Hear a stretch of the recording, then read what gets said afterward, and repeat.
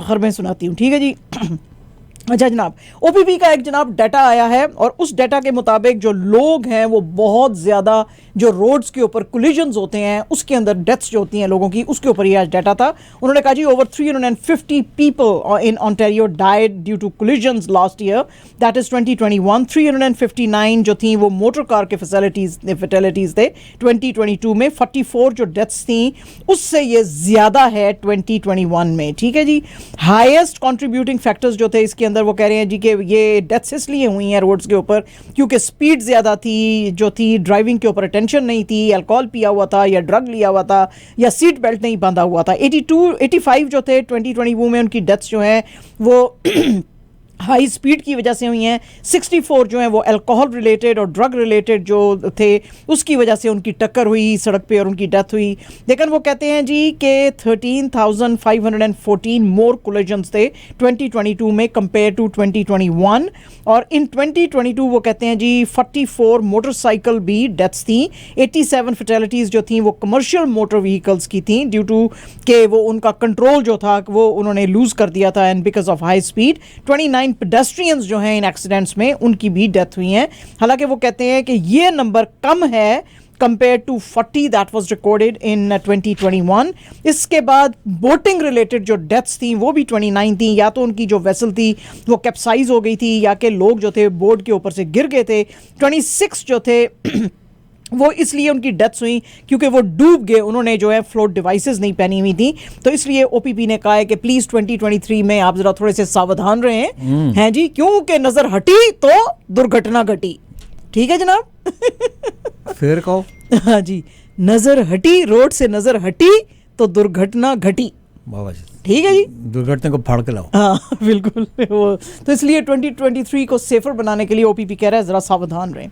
अच्छा जी, बड़े देखो ना स्कैम शुरू हो जाते हैं फौरन ही। हाँ जी, फ्राइडे से जब से अनाउंस किया हुआ है जॉन टोरी साहब ने कि मैं रिजाइन कर सकता हूं आने वाले दिनों में, तो तब से लोगों को जो है कॉल्स आने शुरू हो गए हैं कि जॉन टोरी जो है क्या उनको रिजाइन करना चाहिए, क्या आप उनको माफ कर सकते हैं, क्या वो दूसरी टर्म रन कर सकते हैं, क्या जो है आप समझते हैं कि अभी भी उनको जो है वो जो बाई इलेक्शंस हो रहे हैं उसमें आप उनको सपोर्ट करेंगे। तो आज इतने बेतहाशा ये कॉल्स लोगों को टोरंटो के रेजिडेंट्स को आए क्योंकि एक आदमी ने तो वो ऑडियो क्लिप ही अपलोड कर दिया सोशल मीडिया पे जिसमें कि वो ये क्वेश्चन जो था उससे कर रहा था। तो आज सिटी क्लर्क जो है उसने आज ये और सिटी ने आज ये किया है, डिनाई की हैं ये रिपोर्ट्स के हम या मेयर जो है इस तरह की कोई पोलिंग नहीं करा रहे हैं। तो इसलिए फिर उन्होंने कहा जी सावधान रहें आप, ये हम इस तरह का कोई काम नहीं कर रहे। सिटी क्लर्क ने वैसे भी कहा था कि फॉर्मली चूंकि अभी तक इन्होंने अपना रेजिग्नेशन नहीं दिया, मेरा ख्याल नहीं जा रहे कहीं। मुझे भी ऐसे ही लग रहा है। मेरा ख्याल है कि ये जितने भी 4-5 मैदान में कूद गए ऑलरेडी, उनको बड़ी नाउमीदी होगी कि ये कहीं जा नहीं रहे। नहीं है, क्योंकि बजट चीफ जो गैरी क्रॉफर्ड है उन्होंने भी कहा है कि हम चाहते हैं कि ये जो वेंसडे यानी कि कल का जो ये बजट जो आने वाली है तो जॉन टोरी साहब जो है उसको जरा उन डिलिब्रेशंस को चेयर कर लें और उसके बाद जो है हम फैसला करेंगे। सिर्फ ये चेयर करने में और इसको पास करने में 15 से 20 दिन रख सकते हैं। हाँ बिल्कुल लग सकते हैं जी जी। इसीलिए उन्होंने कहा था कि कमिंग डेज में मैं रिजाइन करूंगा, कमिंग डेज, क्योंकि उनको पता है कि उनको जो हैंड ओवर करना पड़ेगा ना उसमें it will take some time. तो इस तरह से है, लेकिन मुझे भी यही फीलिंग आ रही है कि लोग इनको रोक लेंगे, बोलेंगे चलो पायन कोई नहीं, गलती हो गई, आ जाओ वापस। हाँ जी, कोई नहीं, होता रहता है बड़े बड़े शहरों में ऐसे। माफी मांग लो। आहो, माफी तो तुसी मांग ही ली है, चलो कोई नहीं, और एक और माफी मांग लो। जाओ ओ गंदे बच्चे, आइंदा नहीं ये काम करना, नहीं करना है कभी। हाँ 40 साल हो गए शादी को। अच्छा जी, फेडरल एथिक्स कमिश्नर जो हैं मारियो डियोन, उन्होंने आज लिबरल एमपी जो हैं ग्रेग फ्रिगस उनको कहा है कि ये इन्वॉल्व हैं breach of conflict of interest act के अंदर, इसलिए कि एक था नेटिव टीवी, उसके लिए उन्होंने एक लेटर लिखा था Canadian radio TV and communications commission को लास्ट ईयर, और उसमें उन्होंने कहा था कि भाई आप एनकरेज करें इस तरह के लोगों को जो कि डिस्ट्रीब्यूट करते हैं मल्टी कल्चरल फ्रैंकोफोन ऑडियंस को जो केटर करते हैं, तो आप इनको जो कुछ भी आपसे हेल्प चाहिए सीआरटीसी से, इन्होंने कहा था कि वो करें। अच्छा, ये कह रहे हैं अब ये जो मारियो डियोन है, ये कह रहे हैं कि ये कर ही नहीं सकते, ये तो इनका खुले आम यानी कि एमपी हैं ये, तो ये जो हैं ये कैसे इस तरह का कर सकते हैं। इसके अलावा वो कहते हैं जी कि ये वैसे जो हैं क्यूबेक की जो राइडिंग है हेल एल्मेर, उससे ये लिबरल एमपी हैं, और इसके अलावा और भी बहुत बड़ी पोजीशंस हैं इनके पास। पार्लियामेंट्री सेक्रेटरी हैं to prime minister Justin Trudeau, और ट्रेजरी बोर्ड प्रेसिडेंट जो हैं मोना फोर्टियर के साथ भी हैं, और जो लिबरल ब्लैक कॉकस है उसको भी ऐड करते हैं ये। तो उन्होंने कहा जी इतनी इंपॉर्टेंट पोजीशन के ऊपर ये जो इन्होंने इम्प्रॉपरली इनके इंटरेस्ट, जो टीवी वाले, ये प्राइवेट टीवी वाले हैं, इनके इंटरेस्ट को फर्दर करने की कोशिश की है, तो ये बिल्कुल सही नहीं है और ये इन्होंने गलत किया। तो अब वही मैं देख रही हूँ कि पिछले कुछ दिनों से डे बाय डे ये लिबरल जो स्कैंडल्स हैं इनके बहुत ज़्यादा सामने आने शुरू हो गए हैं। तो मुझे लगता है कि जब गवर्नमेंट इनकी जाएगी, लिबरल गवर्नमेंट की, शायद और भी ज़्यादा चीज़ें सामने आएंगी। बहरहाल आज इनको भी, आपको पता ही है, अभी 2 दिन पहले हमने आपको मैरी इंक का भी बताया था कि वो भी कॉन्फ्लिक्ट ऑफ इंटरेस्ट में इन्वॉल्व थी। She is still in hot water. Yes तो अब ये जो है ये एक और कॉन्फ्लिक्ट ऑफ इंटरेस्ट का ये जो है वो आ गया है। अच्छा जी, हेजल मैकेलियन आपको पता ही है मिसिसागा की लॉन्गेस्ट सर्विंग जो मेयर थी, आज उनका फ्यूनरल था और उसके ऊपर जो ट्रूडो साहब और प्रीमियर और बाकी सब लोग जो थे वो वहाँ पे थे। और आपको पता ही है कि इनकी एज जो थी 101 थी जब उनकी डेथ हुई थी, लेकिन आज ट्यूसडे को अगर ये जिंदा होती तो 102nd बर्थडे आज अपनी ये मनाती। इनको हरिकेन हेजल भी कहा जाता था और इन्होंने 12 जो है वो टर्म सर्व किया था सिटी ऑफ मिसिसागा को, और फाइनली इन्होंने रिटायरमेंट लिया था 2014 में। तो प्राइम मिनिस्टर साहब जो है जस्टिन ट्रूडो, उन्होंने आज इनके ऊपर बात करते हुए कहा कि मुझे बड़ा अजीब लग रहा है आज जहाँ पे मैं खड़ा हुआ हूँ, और जो हेजल थी वो अनस्टॉपेबल थी और जो है वो उन्होंने कभी इंटरेस्ट नहीं शो किया प्रोविंशियल या फेडरल इलेक्शंस लड़ने का। अगर वो ऐसा करती तो हम सारे जो हैं, इंक्लूडिंग उन्होंने अपना भी किया, कि हम सारे उनकी कैबिनेट में मिनिस्टर होते।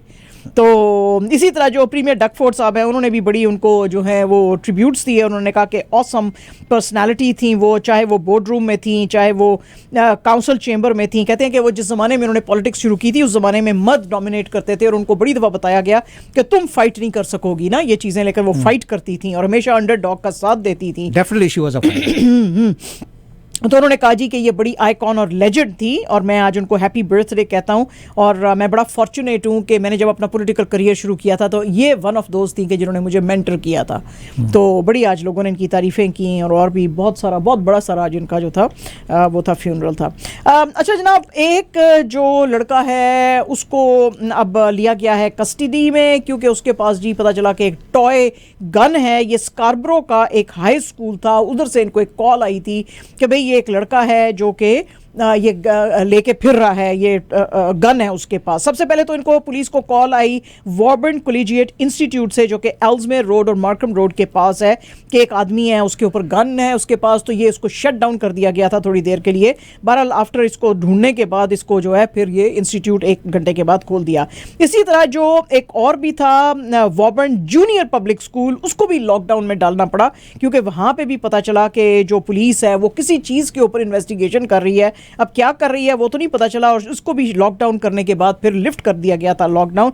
लेकिन पुलिस का कहना है कि यहाँ पे वॉर्बन जूनियर पब्लिक स्कूल में तो अभी हम इन्वेस्टिगेशन जो है वो कर रहे हैं।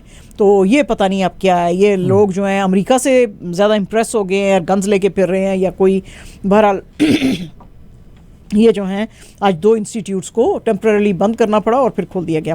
न्यूजीलैंड ने जी अपनी ज़िंदगी का तीसरी बार जो है इमरजेंसी एक डिक्लेयर की है। उसकी वजह यह है कि न्यूजीलैंड के अंदर जो साइक्लोन गैब्रियल है उसने बड़ी ही तबाही मचाई हुई है। लोग जो हैं अपने घरों के छतों के ऊपर खड़े हुए देखे जा रहे हैं, इसलिए कि पानी जो है वो राइज करता जा रहा है और हाउसेस बहुत सारे इलाकों में लैंडस्लाइड की वजह से स्वीप कर गए हैं। सड़कें जो हैं they are submerged in water, तो काफ़ी बुरी हालत है। काफ़ी सारे घरों में थाउजेंड्स ऑफ लोग जो हैं उनके घरों में जो है वो पावर भी नहीं है। और आपको पता है कि सर्दी का मौसम है। प्राइम मिनिस्टर जो है इनकी क्रिस लिपकिंस उन्होंने आज रिपोर्टर्स को बताया है कि ये जो साइक्लोन है करंटली 100 किलोमीटर्स जो है ईस्ट ऑफ ऑकलैंड में है और हमें लग रहा है कि ईस्ट साउथ ईस्ट की तरफ ये मूव करेगा, जो कि कोस्ट के पास है। तो वहाँ पे और ज़्यादा ऊंची लहरें जाहिर है कि उठेंगी और ज़्यादा फ्लडिंग का खतरा जो है वो बढ़ सकता है। तो ये अपनी हिस्ट्री का तीसरा इमरजेंसी जो है इन्होंने स्टेट ऑफ इमरजेंसी अनाउंस किया है। एसोसिएटेड प्रेस की जनाब आज न्यूज़ है और उसके मुताबिक कतर जो है उसने तो कमाल ही किया है। 10,000 कैबिन्स जो कि उसने वर्ल्ड कप के बीच में, अभी अपने फीफा वर्ल्ड कप के बीच में बनाए थे, वो सारे के सारे वो टर्की में भेज रहा है, क्योंकि वो कह रहा है जी कि हम बड़े शुक्रगुजार हैं टर्की के कि जिस वक्त यहाँ पे वर्ल्ड कप हुआ था तो तकरीबन यहाँ से 1.4 मिलियन फैंस टर्की से आए थे और उन्होंने वर्ल्ड कप को इतना सक्सेसफुल बनाया। तो अब वो सारे लोग जो अर्थक्वेक की वजह से बाहर इतनी शदीद सर्दी के अंदर बैठे हुए हैं तो उनको हम देना चाहते हैं, तो इसलिए उन्होंने टर्की में भिजवाए हैं 10,000 कैबिन्स और कैरावन्स भी उन्होंने बहुत सारे भेजे हैं और उन्होंने कहा है कि लोगों को जो है इसके अंदर रखें क्योंकि सर्दी बहुत ज़्यादा है। पहले तो उन्होंने इनिशियली 350 स्ट्रक्चर्स जो थे वो शिप किए थे संडे के दिन और आज उन्होंने ये और भी वहाँ पे भेजे हैं। And this all has been done under Qatar fund for development उन्होंने किया है। और इसके अलावा यूएई जो है, यूएई ने भी कमाल आज किया है जी, $100 मिलियन की जो रिलीफ की चीज़ें हैं, गुड्स हैं, वो इनको भेजी हैं। इसके अलावा किंगडम ऑफ सऊदी अरेबिया ने 8 प्लेन भर के जो हैं रिलीफ सप्लाईज को जिसमें कि खाना है, दवाइयाँ हैं, टेंट्स हैं, इनको भेजे हैं।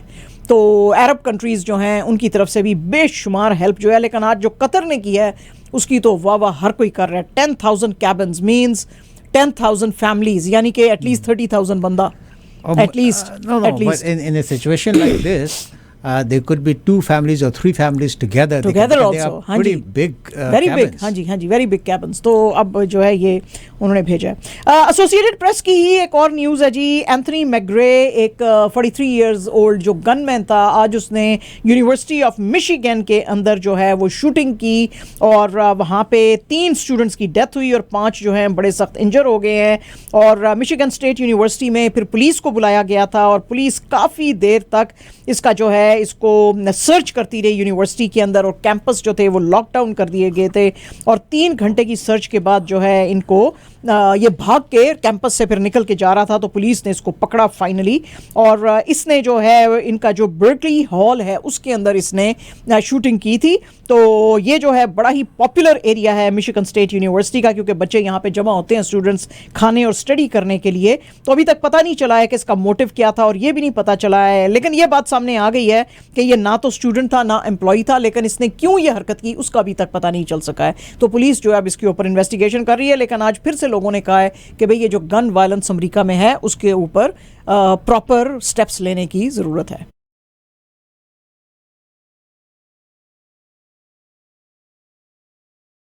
जी, न्यूयॉर्क टाइम्स की आज एक खबर है जी और न्यूयॉर्क टाइम्स की इस खबर के मुताबिक फुलटन काउंटी के जो सुप्रीम कोर्ट के जज हैं रॉबर्ट मैकबर्नी, उन्होंने कहा है जी कि जॉर्जिया के जो इलेक्शंस हुए थे, अभी जो प्रेसिडेंशियल इलेक्शंस जिनको के मारने से ट्रंप साहब ने इनकार कर दिया था, तो ट्रंप साहब जो हैं उनके ऊपर उनकी जो एफर्ट्स थी कि ये ओवरटर्न किया जाए 2020 प्रेसिडेंशियल इलेक्शन रिजल्ट्स इस स्टेट के अंदर, तो उसके लिए वो जो रिपोर्ट एक बिठाई गई थी और वो रिपोर्ट जो अब सामने आ गई है उसको अनसील किया जाए और उसको डिस्क्लोज किया जाए। ये बात जो थी बहुत सारे मीडिया के अदारे बहुत अरसे से इनको कह रहे थे और कह रहे थे जनवरी से ही कि इसको डिस्क्लोज किया जाए।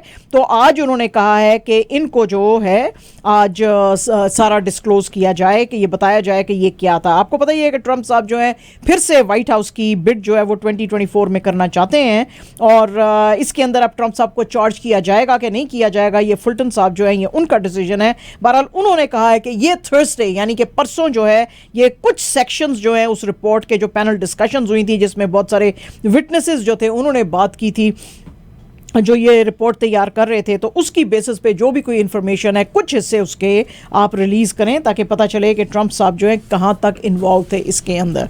तो वो जो है सारी अब चीज़ सामने लाई जाएगी।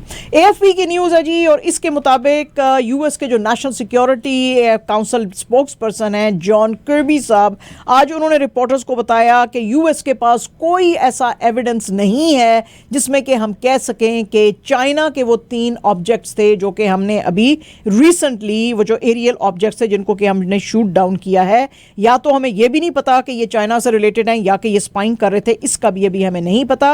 वो कहते हैं ये जो 3 ऑब्जेक्ट्स थे इनमें से 2 जो थे यूएसए के ऊपर शूट किए गए थे और 1 कनाडा के ऊपर।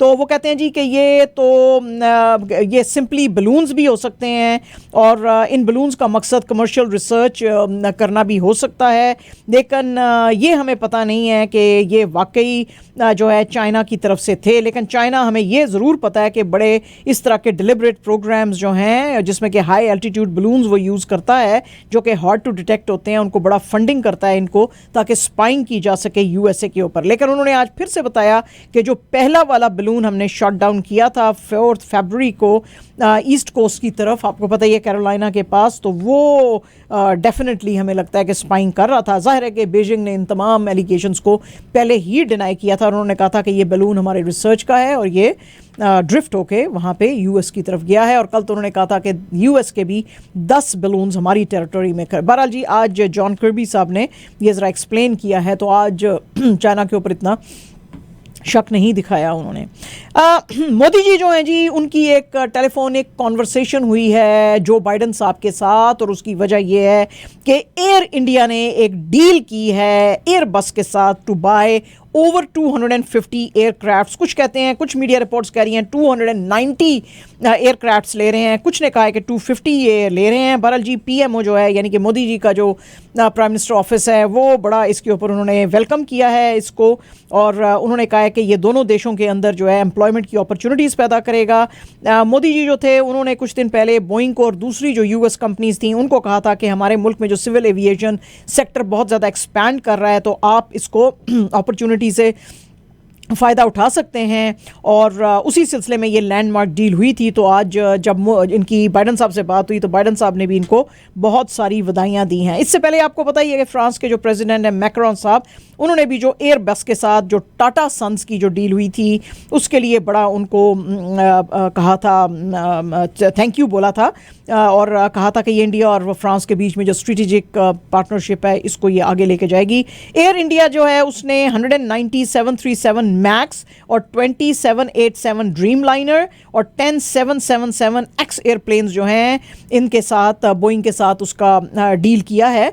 और वो कह रहे हैं कि जी इसके अंदर एडिशनल डील्स भी हो सकती हैं और 50 तैयारों की, और इसके अंदर 737 मैक्स और 20 787-9s जो है वो एयरक्राफ्ट्स लिए जा सकते हैं। तो this is a massive news, क्योंकि आपको पता ही है कि इंडिया ने भी अपना डिफेंस बजट काफ़ी ज़्यादा बढ़ा दिया है, तो उसके अंडर जो है ये अब अपना इक्विप कर रहे हैं अपनी मिलिट्री को, एयरफोर्स और सारे नेवी को भी, ताकि लेटेस्ट इक्विपमेंट आ सके।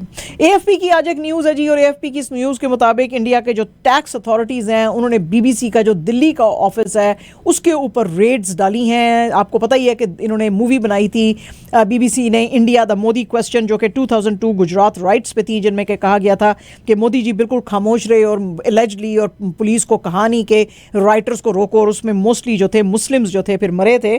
तो उसके ऊपर ये मोदी जी के ऊपर जो डॉक्यूमेंट्री है उसकी वजह से इनके ऑफिसेज में आज रेड मारी। वहाँ पे एक जो एम्प्लॉई हैं उनका कहना था, जो कि एएफपी से बात कर रहे थे, कि यहाँ पे ऑफिशियल्स एंटर हुए हैं, इन्होंने रेड्स डाली हैं और इन्होंने कन्फिस्केट किए हैं हमारे फ़ोन्स भी। बीजेपी के स्पोक्स पर्सन गौरव भाटिया ने बीबीसी की इस डॉक्यूमेंट्री के ऊपर बात करते हुए कहा है कि ये बीबीसी जो है हमेशा एंटी इंडिया एजेंडा के ऊपर काम करता है। हमारा मुल्क जो है वो हर किसी ऑर्गेनाइजेशन को अपॉर्चुनिटी देता है कि वो यहाँ पे आके काम करे, लेकिन हमारे खिलाफ जहर आप नहीं निकाल सकते हैं। और इसके अलावा उन्होंने कहा जी कि जो ऑर्गेनाइजेशन इंडिया में काम करेगी वो हिंदुस्तान के लॉज को मानेगी। और बीबीसी के ऊपर बड़े आज उन्होंने इल्ज़ाम लगाए हैं गौरव भाटिया साहब ने। उन्होंने कहा कि BBC is the most corrupt organisation in the world, और इनके प्रोपागेंडा जो है वो कांग्रेस के एजेंडा को मैच करता है।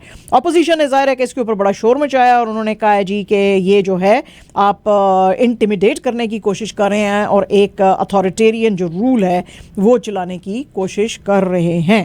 तो इसके ऊपर आज बड़ा शोर मचा है।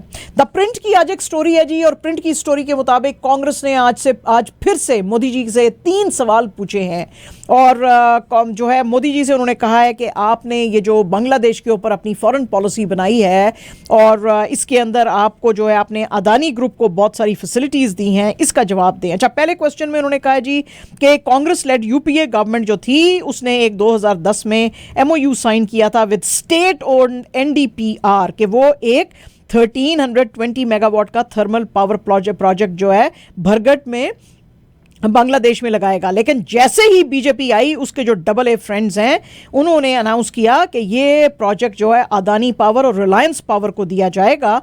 और फिर तो हम ये पूछते हैं कि क्या आपने शेख हसीना को, जो प्राइम मिनिस्टर हैं बांग्लादेश की, उसको प्रेशराइज किया कि ये इनके अदानी पावर के फेवर में करें? और ये बहुत ही डील अनफेवरेबल थी बांग्लादेश के लिए, क्योंकि इससे जो कॉस्ट ऑफ इलेक्ट्रिसिटी थी जो कि आनी थी अदानी के गोदा झारखंड पावर प्लांट से, वो बेतहाशा हाई होनी थी कंपेयर टू जो बिजली हमें इंडिया में मिल रही है। दूसरा सवाल कांग्रेस ने कहा है जी कि झारखंड में 2016 में 25% इलेक्ट्रिसिटी जो थी उनके पावर प्लांट्स जो थे वो बना रहे थे बड़े डिस्काउंटेड रेट्स के ऊपर, लेकिन फरवरी 26 में आते आते ये सारी डील जो है अदानी को दे दी गई, और उसमें अमेंडमेंट लाई गई अक्टूबर में, और जो है इस अमेंडमेंट के तहत जो है ये कॉस्ट बेतहाशा बढ़ गई झारखंड के लिए, यानी इधर तक बढ़ गई कि ये कॉस्ट जो थी 7,410 करोड़ पाउंड्स को टच कर रही थी। तो क्या ये जो प्रेफरेंशियल ट्रीटमेंट आपने अदानी जी को दिया था, जो कि आज राहुल गांधी जी एक तस्वीर भी इससे पहले भी दिखा चुके थे पार्लियामेंट में, जहां पे कि अदानी जी जो है मोदी जी के साथ बैठे हुए हैं, तो वो कह रहे हैं आपने प्रेफरेंशियल ट्रीटमेंट उनको दिया है या क्या है, या आपने झारखंड के जो चीफ मिनिस्टर थे रघुबर दास, उनको ये जोर दिया था कि वो ये स्टेट पॉलिसी जो है इसको चेंज करें। तीसरा सवाल अगेन उन्होंने कहा जी फरवरी 2018 में अदानी पावर जो था उन्होंने अप्लाई किया था to set up Godda power plant as special economic zone tax benefits लेने के लिए, लेकिन इसको मिनिस्ट्री ऑफ कॉमर्स ने डिनाई किया था। तो हम मोदी जी से पूछना चाहते हैं कि क्या आपने इसका गो हेड दिया था या तो नहीं। तो ये आज फिर से जो है चीज़ें अदानी जी को लेके काफ़ी गर्मा गर्म रही हिंदुस्तान के अंदर। वर्ल्ड मेट्रोलॉजिकल ऑर्गेनाइजेशन जो है यूनाइटेड नेशंस का एक इदारा है, और इसके मुताबिक जो है as sea levels are rising in the world, Mumbai जो है उसको बेतहाशा खतरा है। वो कह रहे हैं जी कि मुंबई समंदर के नीचे जो है वो जा सकता है। उन्होंने कहा जी कि चूंकि sea level 4.5 millimetre per litre के हिसाब से 2013 से 2022 यानी कि which is 3 times higher than 1901 to 1971 के बीच में जितना राइज किया था, तो इसलिए खतरा है कि शायद मुंबई समंदर के नीचे जा सकता है, और उसकी जो कोस्टल पॉपुलेशन और इकोसिस्टम्स हैं उनको बेतहाशा नुकसान पहुंचेगा। इस रिपोर्ट में यूनाइटेड नेशंस की जो ये वर्ल्ड मेट्रोलॉजिकल डिपार्टमेंट ने ऑर्गेनाइजेशन ने निकाली है, उसमें ना सिर्फ हिंदुस्तान बल्कि नेदरलैंड्स, बांग्लादेश और चाइना के सिटीज़ भी हैं, जिसमें कि उन्होंने जिक्र किया है Shanghai, Dhaka, Bangkok, Jakarta, Maputo, Lagos, Cairo, London, Copenhagen, New York, Los Angeles, Buenos Aires, Santiago. वो भी कह रहे हैं कि ये भी मोस्ट एंडेंजर्ड सिटीज़ के अंदर और मोस्ट थ्रेटन्ड सिटीज़ के अंदर जो है वो आते हैं, और एक वक्त आएगा जब ये सारे सिटीज़ पानी के नीचे चले जाएंगे। फिच रेटिंग्स जो हैं जी, उन्होंने पाकिस्तान का long term foreign currency issuer जो है उसकी रेटिंग CCC माइनस कर दी है फ्रॉम CCC प्लस, जिसमें कि सोचा जा रहा था कि शायद ये अब B की तरफ जाएंगे, लेकिन जब से PDM की गवर्नमेंट आई है चीज़ें आपको पता ही है कि उनके कंट्रोल में नहीं हैं, और काफ़ी शार्प डिटेरियोरेशन आई है। जो लिक्विडिटी के चीज़ें हैं और जो फंडिंग की कंडीशन है और जो फॉरेन एक्सचेंज रिजर्व्स हैं वो बहुत ही क्रिटिकली लो लेवल्स पे हैं। इसके ऊपर बात करते हुए उन्होंने कहा जी कि हमें लगता है कि 9th review of IMF programme जो है शायद वो पाकिस्तान को कंसिडर करेगा और वो सक्सेसफुली आगे जाएगा, लेकिन फिर भी हम को डर है कि ये जो प्रोग्राम है गवर्नमेंट की जो परफॉर्मेंस है उसके ऊपर और वो ज़्यादा स्ट्रिंजेंट जो हैं अपनी रखेंगे, डिमांड्स रखेंगे, और ये जो पाकिस्तान का डिफ़ॉल्ट और डेट रीस्ट्रक्चरिंग है ये इंक्रीज़ करता जा रहा है। हालांकि उसने कहा है कि शायद आने वाले दिनों में कुछ बेहतरी भी आएगी, लेकिन फिर भी एक्सटर्नल पब्लिक डेट जो है वो 7 बिलियन से ऊपर जाएगा इस साल में, और जो फाइनेंशियल ईयर 2024 होएगा उसमें और भी ऊपर जाएगा। तो इसहाक डार साहब, अगर आप आज तक सो रहे थे तो प्लीज़ जागें, कुछ करें, नहीं कर सकते तो गवर्नमेंट छोड़ें, उनको दें जो कि रन कर सकते हैं चीज़ों को। बहरहाल जी कुर्सी के भूखे हैं ये सारे, इनको मुल्क से तो कोई मोहब्बत है नहीं। तो देख लें, इमरान खान को बड़ी गालियां देते थे कि इसकी इकोनॉमिक पॉलिसीज़ ठीक नहीं है, हालांकि उस वक्त वर्ल्ड बैंक ने कहा था कि पाकिस्तान जो है ओवर 6% से जो है वो राइज़ कर रहा है, उसकी ग्रोथ हो रही है, और अब इन्होंने ला के 0 पे कर दी और फिर भी जो है उसको बातें बताते हैं। पंजाब के गवर्नर जो हैं बलीगुर रहमान साहब, उन्होंने आज लाहौर हाई कोर्ट जो है उसको की तरफ गए हैं वो, और उन्होंने कहा जी कि मुझे, मेरा क्या रोल है, ये जो पोल्स यहाँ पे आने वाले दिनों में होंगे उसमें मेरा क्या रोल है, आप मुझे ये बताएं। लाहौर हाई कोर्ट ने लास्ट वीक जो था इलेक्शन कमीशन ऑफ पाकिस्तान को कहा था कि अंडर कॉन्स्टिट्यूशनल जो गाइडलाइंस हैं 90 डेज़ के अंदर पंजाब की असम्बली जो कि डिज़ोल्व की गई थी उसमें इलेक्शंस कराएं। बलीगुर रहमान साहब जो हैं उनके एक स्पोक्स पर्सन ने कहा कि बहुत सारी चीज़ें जो लाहौर हाई कोर्ट की आई हैं अब सामने, उनकी जो डिमांड है उसमें क्लैरिफिकेशंस हमें चाहिए, तो हम कंसल्टेशंस कर रहे हैं लीगल और कॉन्स्टिट्यूशनल एक्सपर्ट से, और फिर हम कोर्ट के पास जाएंगे। 3 मेंबर ECP यानी कि election commission of Pakistan delegation जो है हेडेड बाय सेक्रेटरी कमीशन, वो जो हैं अब गवर्नर से मिले हैं और उनको ऑर्डर दिया था CEC जो यानी कि चीफ इलेक्शन कमिश्नर जो हैं सिकंदर राजा ने, कि आप इनके साथ मीटिंग होल्ड करें, और ये सारी चीज़ की जो मीटिंग की डिटेल्स हैं ये अब लाहौर हाई कोर्ट के सामने रखी जाएंगी और फिर पता किया जाएगा कि कैसे जो है इलेक्शंस किस डेट को और कैसे कराए जा सकते हैं। मरियम नवाज़ साहिबा ने आज फिर बहुत सारे जो हैं ताने कसे हैं इमरान खान साहब को, और उन्होंने कहा है जी कि आपने अपने एक इंटरव्यू में कहा है कि ये जनरल बाजवा जो था ये तो सुपर किंग था और मेरे जो टेन्योर के बीच में ये सुपर किंग की तरह बिहेव करता था, तो अगर ये सुपर किंग की तरह बिहेव कर रहा था जनरल बाजवा, तो आप कैसे बिहेव कर रहे थे, आप उसके नौकर की तरह बिहेव कर रहे थे। आज ये अपने वर्कर्स के साथ बात कर रही थी और उसमें उन्होंने ये सारे जो हैं एलिगेशंस लगाए, और उन्होंने कहा जी कि ये जो है बड़ी मीटिंग्स करता रहा है, ना सिर्फ ये कि जिस वक्त इसका अपना टेन्योर था, बल्कि जब गवर्नमेंट इसकी चली गई तो भी ये मीटिंग्स करता रहा जनरल बाजवा के साथ। तो पहले तो कहता था कि जी जनरल बाजवा ने मेरी बड़ी हेल्प की, अब कह रहा है कि इसने मेरी गवर्नमेंट जो है हटाई है, तो इसके पास कोई इकोनॉमिक प्लान नहीं था। ये इमरान खान सिर्फ वायलेंस, ब्लडशेड और टर्मोइल के ऊपर बिलीव करता था और यही इसका एजेंडा था, और ये जो साइफर सुइफर की स्टोरी बनाई हुई है ये सिर्फ फ्रॉड है। तो मैं इमरान खान से पूछना चाहती हूँ कि तुमको रात को नींद कैसे आती है जो तुम इतना झूठ बोलते हो। तो तुम्हें, हमें पता ही है सारों को कि तुमने रिलीजन को यूज़ किया अपने पॉलिटिकल इंटरेस्ट के लिए, और हर बात पे तुम यू टर्न लेते थे, तो यू टर्न का मतलब ये होता है झूठ बोलना। तो I don't really understand how do you live with yourself. तो आज मरियम नवाज़ साहिबा ने PMLN की जो सीनियर वाइस प्रेसिडेंट, उन्होंने बड़े आज इल्ज़ामात लगाए PTI के चीफ इमरान खान साहब पे।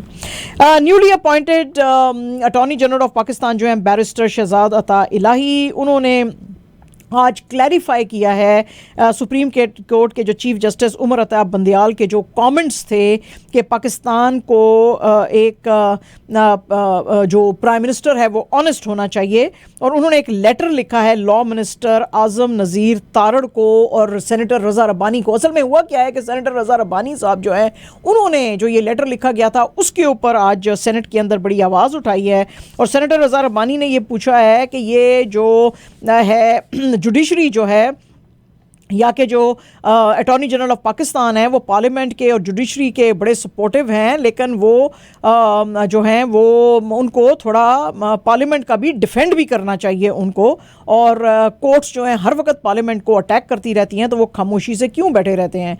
तो उसके ऊपर ये जो थी ये सारी ये बात कर रहे थे। उन्होंने कहा जी कि नहीं, ये जो है लेटर अब जो है उसके मुताबिक जो है हम चीज़ों को क्लैरिफाई करेंगे। तो आज रज़ा रब्बानी के क्वेश्चन पे फिर उन्होंने ये सारी बातें क्लियर की। उन्होंने कहा कि नहीं, हम जुडिशरी सिर्फ नहीं बल्कि पार्लियामेंट का भी जो है वो रिस्पेक्ट करते हैं। तो बहरहाल काफ़ी ये भी गर्मा गर्म डिबेट रही। सिंध हाई कोर्ट के अंदर ने जी एक सिंध हाई कोर्ट में एक आई हुई थी, एक बेल की पिटीशन आई हुई थी, और ये बेल जो है पिटीशन ये डाली थी दानिया शाह के एडवोकेट ने, जो कि आपको पता ही है विडो हैं आमिर लियाकत की, और इनके ऊपर इल्ज़ाम था कि इन्होंने अपने हस्बैंड की कुछ वीडियोज़ जो थी वो लीक कर दी थी सोशल मीडिया के ऊपर। तो FIA ने इनको अरेस्ट किया था। ये उनकी तीसरी बीवी थी आमिर लियाकत की। इनको इनके घर लोधरा से 15 दिसंबर 2022 में किया था। आमिर लियाकत को उनके घर में जो कराची में है उसमें उनको मरा हुआ पाया गया था on June 9, 2022। He was 50 years old और उन्होंने इनसे तीसरी शादी की थी। तो कोर्ट ने आज सारी बात सुनने के बाद इनको बेल दी और उन्होंने कोर्ट ने कहा कि 2 मिलियन रुपीज़ जो हैं आप जमा कराएं।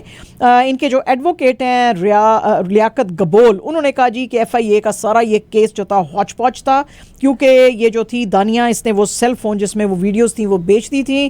तो अब FIA को चाहिए था कि वो उस मोबाइल फ़ोन को रिकवर करता, ना तो वो उस फ़ोन को रिकवर कर सका और ना ही वो आदमी जिसने शायद ये किया होगा उसको अरेस्ट कर सकें, और सारा इल्ज़ाम उन्होंने जो है मेरी क्लाइंट पे लगाया है। तो ये सुनते हुए फिर कोर्ट ने कहा कि अच्छा ठीक है, फिर हम इनको वो जो होता है ना, देते हैं आप वो बेनिफिट ऑफ डाउट, वो देते हुए उनको कहा कि अच्छा हम आपको बेल देते हैं, तो इनको दिया गया।